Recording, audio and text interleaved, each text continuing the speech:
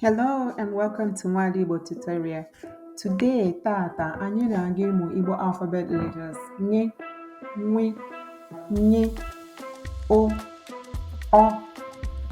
Letter nye sounds nga as in sang, n'ọwọ, n'ọwọ, biko, ṅụọ mmiri.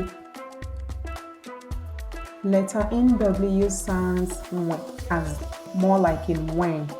Nwata, nwata, onye a bụ nwata.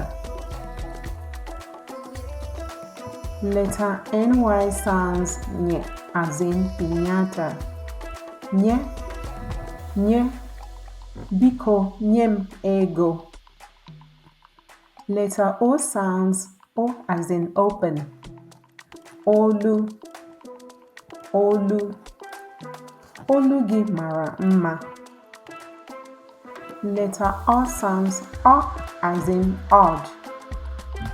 Ọnụ, ọnụ, ọnụ gị mara mma. Ọ gwụla ka ọha m n'ọnụ tata ka ọ dị oge ọzọ. Biko jisi n'ike na-amụ Igbo maka na Igbo amaka. Please like, share and comment. Thank you.